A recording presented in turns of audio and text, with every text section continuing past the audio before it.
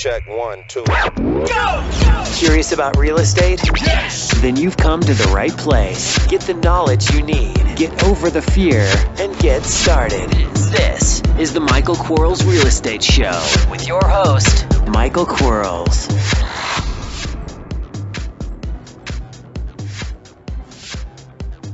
Hello, everybody. Michael Quarles with podcast number 16. I'm excited today about the podcast. I'm chatting with Ayo Fayiga out of Houston, Texas. Ayo's a guy that I have been coaching for, I think, 2 years now, 2 years or so. And he is doing, well, this year he's probably only going to do about $700,000 in income. He can't wait until he hits that $1 million a year mark. I just think it's around the corner. He wants to share with you today how he does what he does. He's a wholesaler, a wholesaler, a flipper, and an assigner. And it's just an incredible story about a man who didn't know anything about real estate investing. He came to the United States, wanted to become a real estate investor, did it, made the decision to do it, started buying houses, and now that's what he's doing full time. Highly successful real estate investor out of Houston, Texas. Welcome to the show, Ayo. Tell us about yourself. Right. My name is Ayo Fayiga, and I'm actually based in Houston. I'm a local real estate investor here in Houston, Texas. And I've been doing this for about 5 years now. And actually started this when I was in North Carolina, in Charlotte, North Carolina, and then later moved back to Houston. And, it's been good so far. And that's pretty much. How long have you actually, now, so you said you've been investing now for 5 years? Yes, I have, actually. How was like yesterday? It does seem like yesterday, actually. How was the beginning? Because 5 years ago in the real estate business, it wasn't as good as it was today, or is today. Yeah. So how did you have an easy start? Was it a harder start than you thought? Tell me about the beginning. Well, at the beginning, I would say it was actually hard. Just like most people, I spent actually 4 years preparing, reading all the different courses, going to seminars, and, doing all this crazy stuff. And I was just doing stuff. I was just preparing, studying, but I wasn't actually doing. And so I never made any money. And I guess part of it was that fear, the fear of, the unknown. I was scared to invest money in marketing, no matter how little I was. I remember that I was actually still at my regular JOB then. And so whatever was left at the end of the month, which I saved, I was so scared to launch into marketing. And so it was kind of rough at the beginning. Eventually, I tried a little bit of marketing. I didn't get any results. I think I was just, putting about $500 every 2 months, and I didn't get any results. And most of the people that called actually, were like, take me off your list. I'm going to, you're harassing me. And I got freaked out, and I stopped for a while. And of course, that's when I met you, and the whole story changed. I'm glad we met. Actually, for both of us, I'm happy about that moment. Now you're in Houston, or you're marketing in Houston now in investing, and just yesterday, which is really strange, I spoke to another investor in Houston who's doing really well as well. I mean, it's like crazy that I would talk to two different investors from the Houston area, and you guys are both very successful. If you were going to put a number on the amount of deals you did last month, what would that number be? Was actually 6. So you did 6 deals. Is that normal? Was that higher than normal? Was that lower than normal? Or was it just an average month? Yeah, I was actually. I think it's pretty much right now about normal. Of course, I didn't start, doing 6. Pretty much the more you market, the more leads you're gonna get, and the more deals you're gonna get. And also, I mean, the more you do it, the better you're gonna get at negotiation and ultimately your conversion will go up. So pretty much, I remember last year my average was about 3 to 4 a month, and this year it's gone up to about 6 a month. And I will pretty much kind of attribute that to better negotiating skills as well. Okay. Because actually my marketing volume has gone down, but my number of deals has gone up. Right. Yeah. For everybody on listening in, yellowletters.com does Ayo's direct mail, so we can kind of track what his results have been. And in fact, if you don't mind, can I share the number of calls you had last month from your marketing? Yeah, sure.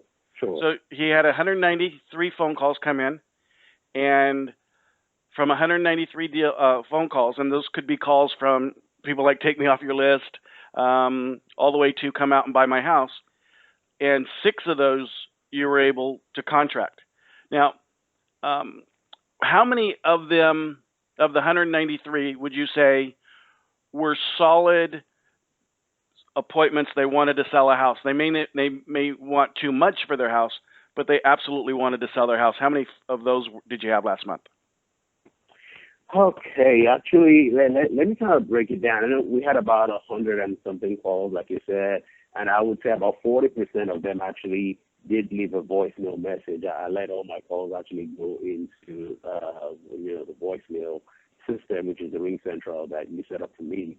And out of the 40%, I mean, you would have about 20 to 30%, I would say, take me off your list. So when you really think about it, the number of contacts really, was about maybe 40 people that I actually ended up talking to.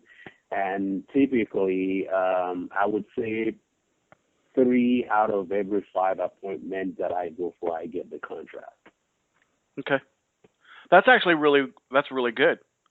Now, what are you doing? What now there's flipping where you're rehabbing and you're improving the property. There's wholesaling or assigning where you're selling the rights to buy it, or doing a line item on a HUD one as an assigner.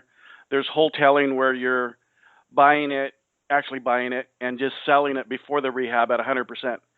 Or there's the passive landlord buy and hold. What kind of investor are you? And if you're multiple ones, which ones? What do you do? What's your style?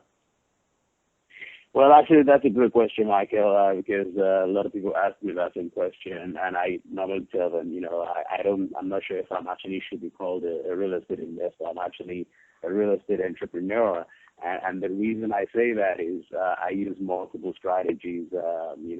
I've done rehab, I've done new construction, I've done wholesaling, I've done, wholesaling. The only thing I've not done, which I don't like, is actually landlording. I think it's too much stress. I don't like that. But everything I've actually done, and it depends on the deal. If there's a lot of money to be made, say for example, it's a really great deal. If I fix the property, I can make 50, 60 grand.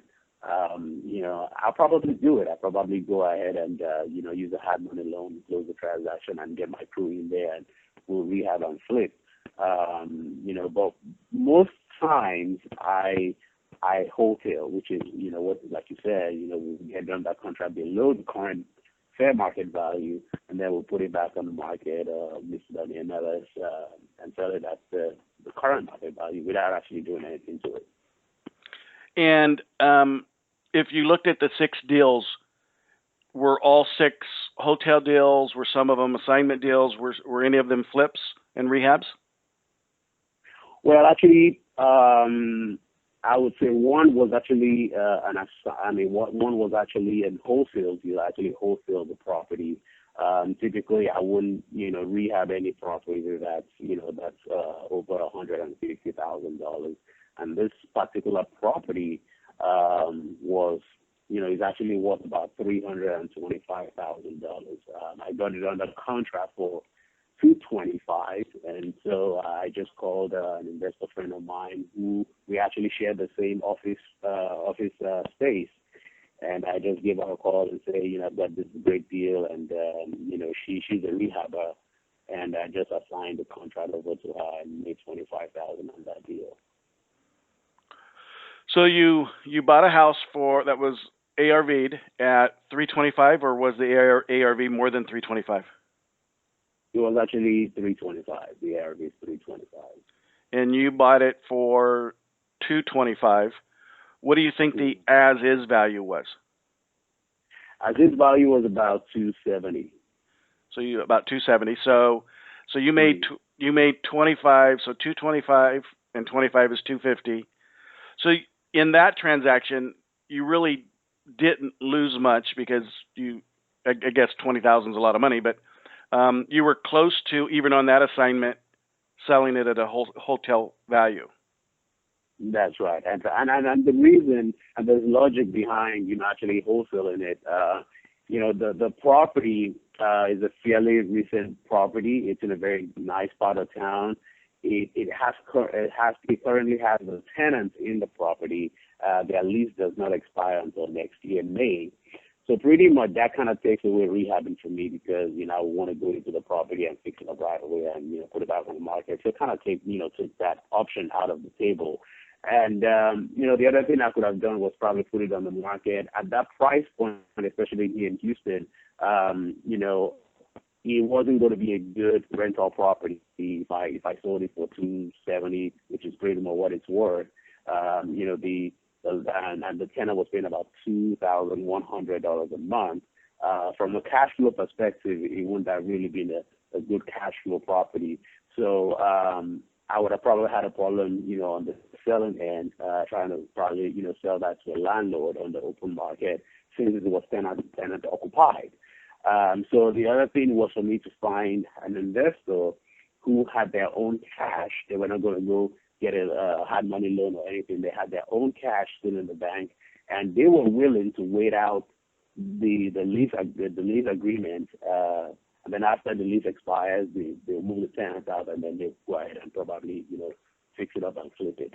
And so that was why I actually just decided to also sell it for 25 grand. And my investor friend who bought it actually, she has about 20 rental property. So it wasn't a big deal for her to just, pick it up and just wait a couple of months for the lease to expire and then, she'll go ahead and flip it. So it kind of really worked out. So, yeah, and I think when you said you're not a real estate investor, you're a real estate entrepreneur. And that's kind of like how you would define that is you look at an opportunity and find out where can I make the money? Where's the money at? And none of our opportunities are the same. They look sometimes the same, but they're always something a little bit different about each one of them. How did you find the seller, or how did you find the property in the first place? Well, actually, yeah, it was actually through my postcard marketing, which you do for me all the way there from California, and the seller, believe me or not, actually lives in California, so it was an out-of-state seller. And gave me a call and left me a message, and actually I didn't return his call until like 4 days later, and probably I thought I loved the deal. So I was sitting in my office, and typically I would I'll pull the comments if I return a phone call, just kind of have an idea of what the numbers are. And I knew that this property was worth between 270 and 290, depending on the condition. It was built in 2005, so it wasn't an old property. It was in a very nice subdivision, and the schools there are great, probably have the best school district in all of Houston. And it was about 10 minutes away from my house, and so I know this is a very good area. And so I gave him a call and asked, asked my, normal questions and asked, how much is the house worth? He said he thought it was worth 250, and I already knew it was worth at least 275. And then he said, I asked, how much are you asking for the property? And he said, he would take 215 for it. And so for me, that was, I'm like, what? So I asked him the question again. So, if I give you 215 right now, you'll do the deal. And he said, yeah, he said he'll do the deal. He wants to close quick. And I asked him, why are you selling, by the way? And, he said, he wants to cash out of this property and move his money to California and probably put it in a different business opportunity out there in California. So I knew he wanted to sell. I knew he had the motivation. And at 215, I didn't really bother negotiating. I just asked him, give me the email address. Gave me his email address and sent him a contract that night. Following day, he called me back and said, oh, by the way, I was expecting this contract, right? This signed contract. And the following day, he called me and said, oh, by the way, I called a real estate agent, and they told me this property was, what, 280. So I said, okay. And he said, so now I don't see, I can't sell it for 215 anymore. And so I'm like, okay, now this is where negotiation starts. And so, you know, I was like, yeah, it's worth 280. You know, if you put it on the market, you know, it's probably going to take you about, 60 days, to sell this property. Plus, the property is currently occupied. I mean, there's probably no way you're going to get it sold without moving the tenant out. So you might probably have to wait until the lease expires, which is in May. I mean, you have that opportunity in California. I mean, do you really think that opportunity is going to wait for you till May? I can get this deal done, and we can be closed in 30 days or less. I mean, so if I can, pay you all cash, cash you out in 30 days or less, without all the hassle, you don't have to come down to Houston, you don't have to deal with real estate agents. What's the least you take? And he said 230. He said 230, and he would move. And I said, well, I mean, I'm going to have to have my money down till May. I'm going to have to do all those things you don't want to do. I mean, 230 is a little bit, high. Do you see yourself doing better than 230? I mean, can you help me out a little bit? And, he said, I don't know. I said, here's what. You're 215. I mean, I'm at 215. You at 230. Why not let's just meet at 225? Let's make a deal. And he said, okay, fine. And so that was actually how we agreed at 25. And, so I increased my offer, by 10 grand, but I knew that even at 10 grand, I was still going to make a profit on it. So.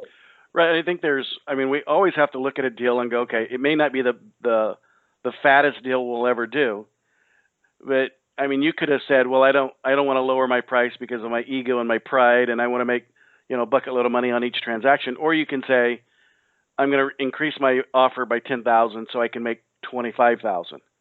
And absolutely. Yeah. And so it's a no brainer then. I mean, we have ideas and philosophies and business models, but when we get right down to it, we want to get that $25,000 check.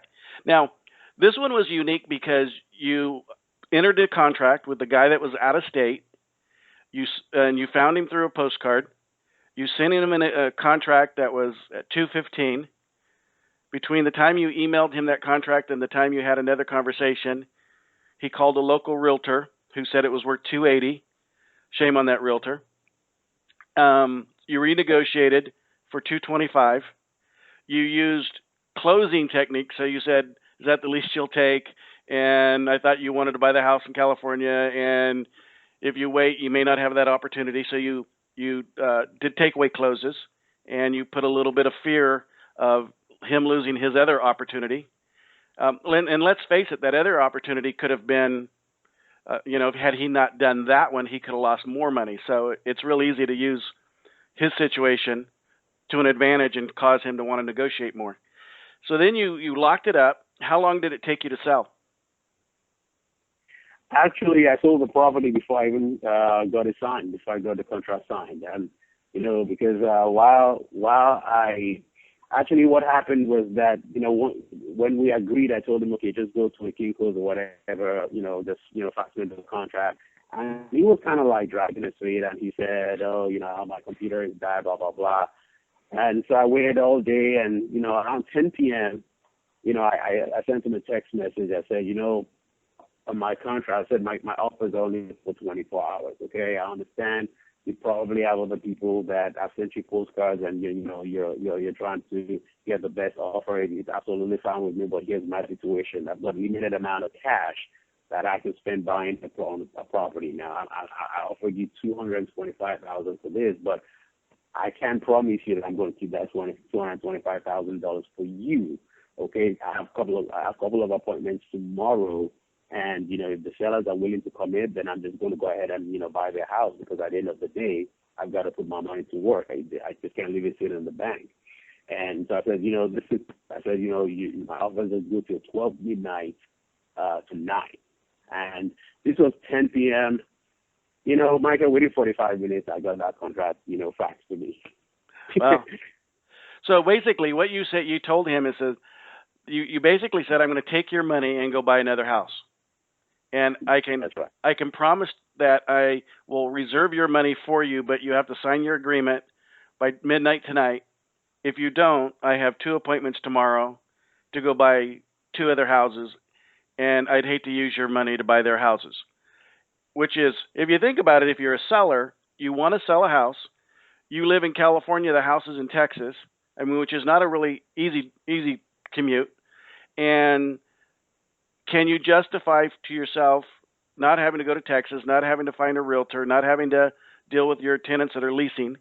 Can you justify going ahead and agreeing to a lower price than what you would like to? And absolutely. And so congratulations on the job, especially congratulations on having it sold before you had it purchased, which is rather unique. Now, how did you? I know your buyer was also in your office complex, but how did you create that relationship? How did you find her? Actually, it's that's actually a very good question, really. And and I would tell you, when I just sent a text message to her. She was actually in the office. She doesn't even come into the office, but she's a CPA, and and she's doing new constructions and all that. So she's never in the office. So I just sent her a text message that, hey, I've got this great deal, and just give her the numbers. You could sell it for this. You could buy it for this. And she said, I want it. I trust your numbers. You're always right. I want it. And that was it. I didn't even have to spend time. She didn't even look at it. She told me she wanted it right away. And like you said, that is actually, from years of building a relationship with them. And if you're very ethical in your business, and when you send out deals, you say what you mean and you mean what you say, people know that your numbers are right. At times they won't even drive to the property because you have built a credibility with them of giving them great deals and not, falsifying the numbers. So in this case, it really worked well for me. Now, to answer your questions on how I met her, actually, I met her on my very, very first deal. The very first real estate transactions I did. I remember it was a short sale. I had a bank approval. And, of course, it all looked like a mirage. I didn't know I was just doing this short sale thing. I never made money from real estate. And all of a sudden, I got a letter from the bank that, my offer had been approved. And I had it closed within 30 days. So I listed the property on some local investment website. I got a call from this lady, who, by the way, she's Asian. And she said she wanted to look at the property. So I took her to the property. I showed her the property. And she said, okay, I want it. And I said, okay, fine. You can have it. So I tried lining up my financing. And that with short sales, you can't actually really assign the contract. So I had to do a double close. But the problem was I didn't have the money to buy the property. And so I tried, the whole hard money lender thing, and it wasn't working for me. And at that point in time, people wanted you to have, a certain amount of money in the bank and good credit, blah, blah, blah. Mind you, this was actually in 2010, where, the whole market was, spiraling down. Right. And so I couldn't get the money. So I told this lady, I said, you know what, I'm trying to I've got to buy this property before I can sell it to you, but I'm having trouble with my financing. And I said, well, so I came up with this idea. I said, since you're going to buy the property from me, why don't you just go ahead and loan me the money, to buy the property, and I've got to hold on to the property for 30 days because there's a seasoning issue before I can flip it. And within the 30 days, I will let you go into the property and you can start, rehabbing the property. I'll pay you 6% on that money. And so by the time we close on this property, you already have the property rehabbed and you already have your tenants lined up. So you don't lose any time. We close, the tenants move in. How about that? She looked at me, she said, I have never done this, but I trust you. And she actually did my very first private loan for me at 6%. And we ended up closing that deal, and that's actually how we built the relationship. And so she's a buyer, and she's also a private money lender for me. She's done a lot of transaction and funding for me. We've done joint venture on rehab deal, where I put in the money to buy the property and she put in the money to fix the property, and we split the profit after we flip the property. And so, it's been great. So let me understand this right. You had a short sale. You had bank approval. It was your first deal ever. I mean, you're talking about getting in quicksand. So it was your first deal ever. It was a short sale. You knew that you couldn't assign the agreement because the bank would then deny the approval. You couldn't get a hard money loan because of the economy at the time that you were buying the property. You found a buyer who wanted to buy. You had to try to figure out how to buy it yourself to sell it. You had to wait 30 days to sell it to the buyer because of the deed restriction from the lender on the short. So you got the buyer who was going to be your buyer to finance your purchase at 6%.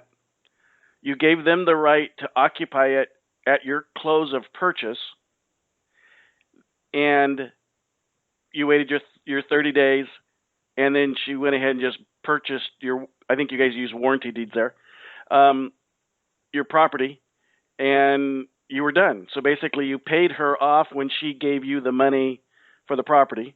How much money did you make on that transaction? Actually, that transaction, I made $4,500, and believe me, Michael, that was like making $4.5 million to me at that time. Well, yeah, I mean, you go out, and what a great education. I mean, my goodness, typically our first one, sir, is supposed to be really simple, not really hard. And there's probably not one that could be harder for your first deal. So I congratulate you on getting that done. Where do you see yourself? What do you want to do in the next year? Are you happy at doing the 6 deals a month? Do you want to do 15 deals a month? What do you see your life like over the next year?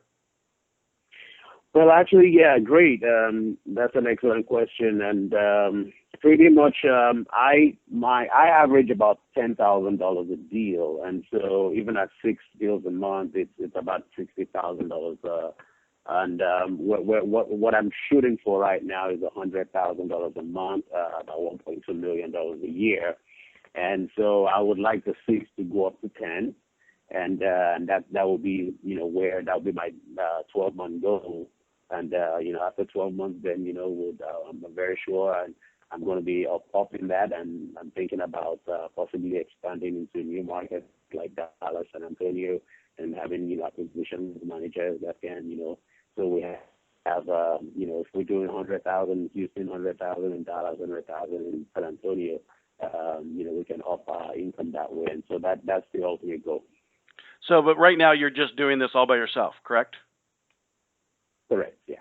You and Ring Central, who answers your phone, or when people leave a message, so you call people back. Do you call people back, by the way, that don't leave you a message?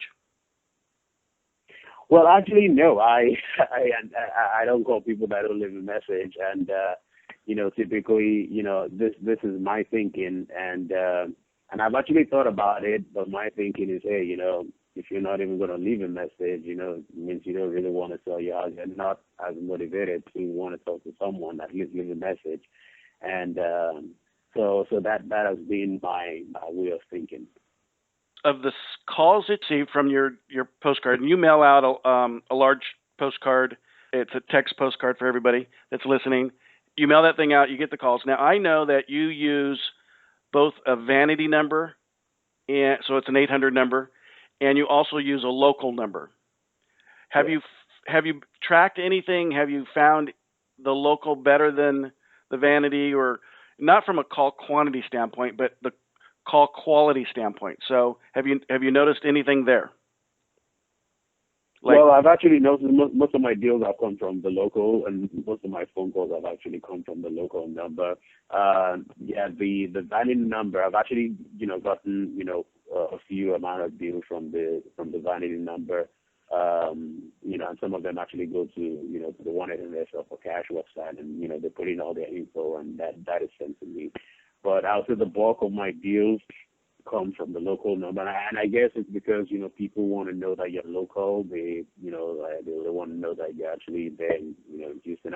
And I've got quite an accent, and so at times when people actually call, and I call them back, they said, are you in Houston, or are you out of state? I said, I'm actually local here in Houston, and you can feel that sense of relief that, okay, all right, I guess this guy is actually, local right there. And so, yeah. Now, I'm glad you brought up your accent. I'm not sure if anybody noticed you had an accent on the call. I'm kidding, by the way. How how hard has that been for you? Because I mean, I have an accent to you, right? I mean, Yeah. that's the idea of an accent. If someone doesn't sound like we sound, they have an accent. So how difficult has that been, or has it even been difficult for you in the Houston market in just your everyday communication with buyers and sellers? Well, actually, I would say it hasn't been a big deal. In fact, I would actually say it's been quite a positive, and the the issue with the accent is, I get on the phone and go like, oh, where are you from? And I tell them this, and I would say that you would probably expect me to buy more houses from maybe other other types of ethnic groups. But I actually do more deals with, local Americans than even, let's say Asians or Hispanics and all that. And so it hasn't even affected me one bit. When a seller is motivated and they want to sell their property, and you get in front of them and you show them that you can do what you said you would do, and they're still comfortable, they would do the deal. They don't care where you're from. In fact, some of them even feel that, international people from, out of the country probably even have more money. They probably think I'm a prince from somewhere, or, I've got rich parents, in Africa, because I'm actually originally African. And so, and I'm actually and I look very young. I'm 33 and actually very young. I look like I'm 27. And so, a lot of these people I'm buying properties from, 50-year-old, 60-year-old Caucasian people. And, I get there and they're like, wow, you look so young. And to me, it's like, I interpret that as, you're so young and you want to buy my house for cash. And so pretty much I know I've got to, going into the presentation, I've got to deal with credibility, establish my credibility, build rapport. And once that is done, that question doesn't even come up. And one thing I'd like to point out to you, Michael, in terms of, credibility is, right now the competition is very, very keen. It's not unusual for a seller to have 5 different postcards from 5 different, investors. And at the end of the day, all the 5 people are going to, offer 5 different offers, different numbers. And I've actually had people tell me that my offer was the lowest, but they accepted my offer. Right. Because let's face it, if someone was presented with an offer that they could justify mentally, then if the qualification of the person presenting the offer was such that the seller believed that person would follow through, they would just accept the offer and stop getting other offers. But if you have a seller who's continuing to get other offers, that seller hasn't yet found someone they thought could buy their house. Absolutely. I tell people a lot, and maybe it's a crazy thing, and sellers don't sell houses necessarily for the money. They sell it to solve their problem. And so they're looking for someone to solve their problem. And you can go in there with a lower offer because you're convincing and you're communicating with the seller that you can actually solve what they need solved. And I commend you on that. How did you learn to do all this stuff? Well, Michael, when I back in 2010, I actually met you, and I was doing everything wrong, and I remember what the first thing you told me was stop everything you're doing. And I enrolled in your mentoring program and your presentation and all that. And pretty much everything I know I learned from you. And obviously, I've also developed myself, reading more books and stuff like that. But pretty much everything I do, I learned from you. And I found out that even things on your presentation, at times I internalized it, I personalized it. And when I started, I didn't know even why I was saying some of the things I was saying. And but as I continued to do it, I realized why I was doing what I was doing. I realized the effect it was having on the seller, because the seller has to buy into you.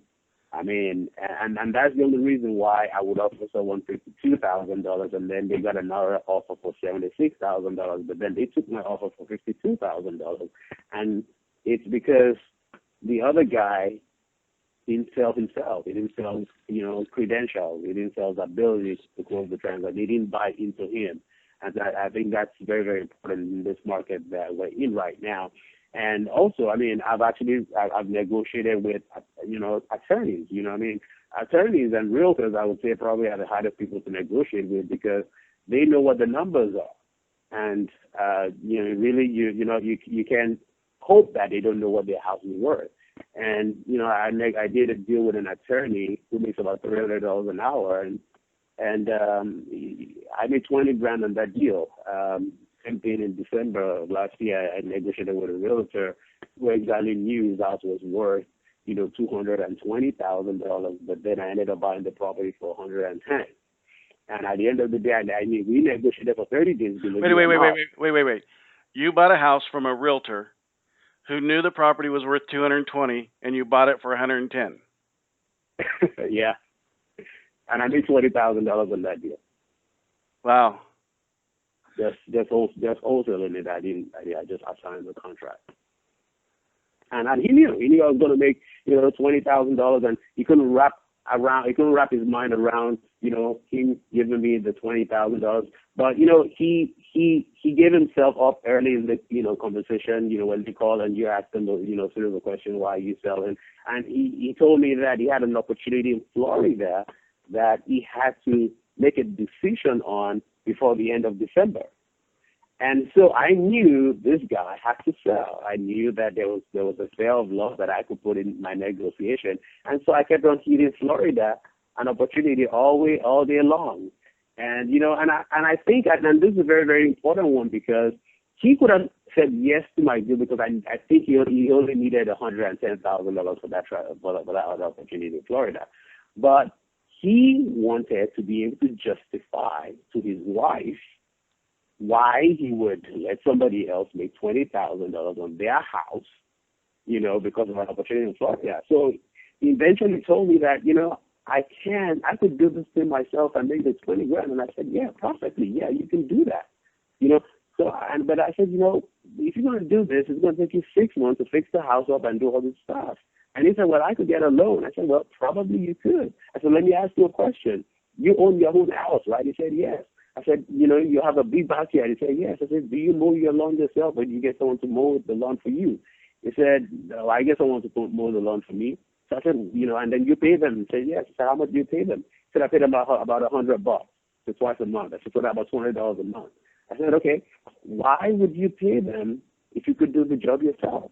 He said, because I don't want to mess with it. I hate walking on the phone. I said, yeah, great. I hate it too. I said, but so you would agree with me that the value they're bringing to the table, the value they're providing for you is what, the $200,000? He said, yeah. I said, great. So that's the same thing here. I'm providing you all these benefits. I can get you out of this deal in the next 30 days. You can get your $110,000 cash. You can go ahead and invest that opportunity in Florida. I'll deal with the tenants. I'll move them out. I'll deal with the contractors. I'll deal with the inspections. I'll deal with all these things. I'll take on all the risk and responsibility, which you don't want to do. So that's the value that I'm bringing. Now, do you think that value I'm bringing to the table is what, this $20,000 that I'm going to make? He said, yeah, probably. Okay, fine, just come in and let's sign the contract. And that was it. So you basically made him realize your worth in doing the transaction, and allowed him to justify spending the money. That's right. Now, he could go back to his wife and, then, justify that to his wife. Right. And that, at the end of the day, I feel that was really what his main concern. He didn't want to look so weak in front of his wife, and he wanted to, look like a responsible husband. And so with that analogy and with that explanation, I guess he felt, okay, I can actually justify this thing for my wife. Right. One of the things I preach a lot is that when we make an offer or we accept an offer, during our negotiation process, we have to teach the seller to be able to resell our offer. Because if we don't, so we have to teach the seller how to tell his family and his friends that it was okay for them to take such a low offer. Because if we don't teach them, the family and the friends are going to tell them they're stupid or they're ignorant or that they should, hire an attorney and get out of the contract or whatever it is. But if we teach the seller to justify to his wife, it was worth the $20,000 we're going to lose because this guy's going to do all these things and I don't have to do that. Then our deals stay and we make money. Is that what you found when you did this deal or that deal? Yeah, that's what I found. That's absolutely what I found. And now I'm not scared to negotiate with attorneys or realtors anymore. I'm not scared to negotiate with investors. I actually find it easier now negotiating with people that know the numbers than people that don't even know the numbers, because a lot of sellers think their house is worth more than what it's worth. But when I'm negotiating with a realtor or with an investor, I mean, pretty much they are more realistic. They know, okay, yeah, these are the costs, and so it's quite easier to actually get the deal now. So there's just this time where the paradigm will shift, and all of a sudden you'll see that light, and things will change. Now, earlier we talked about your accent and where you're from, and how that has actually been a benefit to you. But do you mind sharing with me the name that you put on your postcard? Actually, on my postcard I put Michael. And that's actually the fictitious name that I use, and the reason behind that is I feel people take a look at the name and they can't even pronounce the name, and so it might even, and then they have another postcard that's from Mark or from Jason, and they're like I'm not even having difficulty pronouncing this name. I might as well just call Jason. And people always want to shy away from difficulty, so I decided I was going to adopt a fictitious name, Michael. And so when they call me and say, hey, I want to speak to Michael, I say, hey, great, Michael, is my assistant. He's not here, and but my name is Ayo. I'm the acquisition specialist here. And do you have the house you were hoping to sell? And then we just go into the conversation. And they forget about Michael. In fact, they never remember that Michael was in the postcard.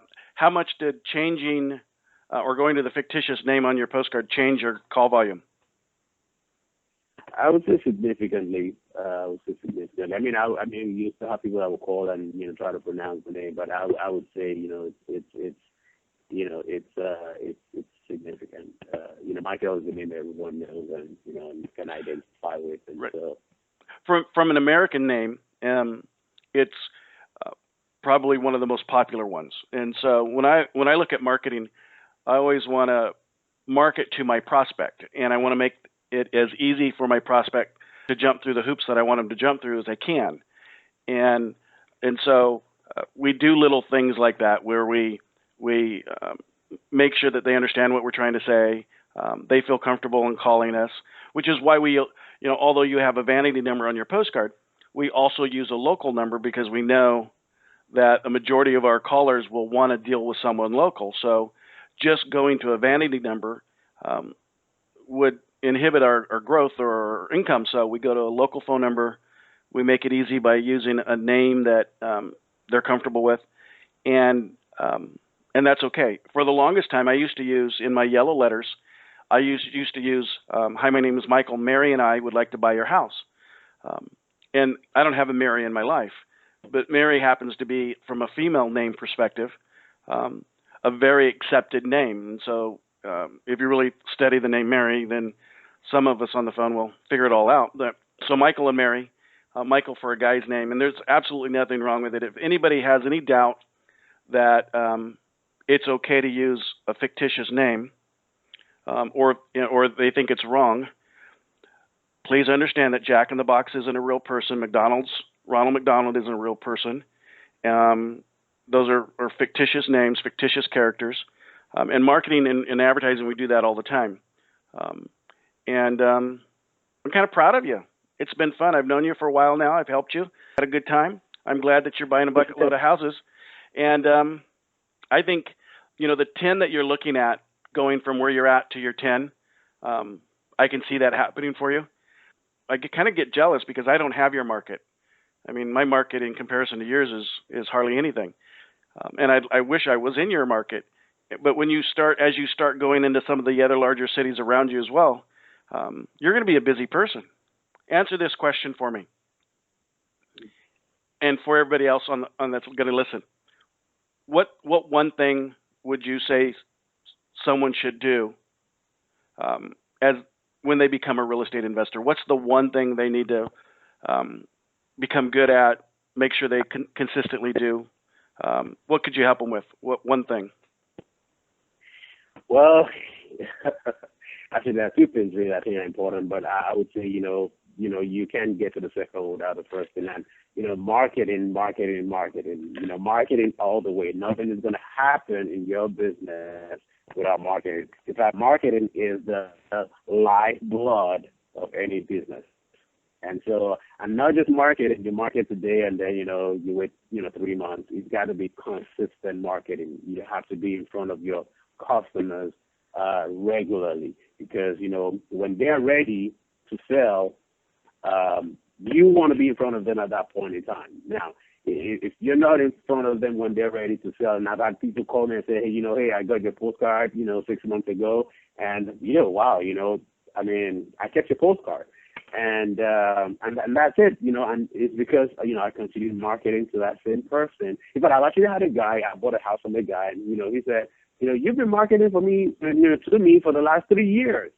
And I just looked at it, man, I just started marketing last year, but I was in front of this guy for the last 1 year, almost every month.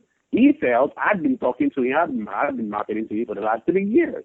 Probably with some other people, but, right. And I got the deal. So that would be my greatest thing. The second one would be negotiation.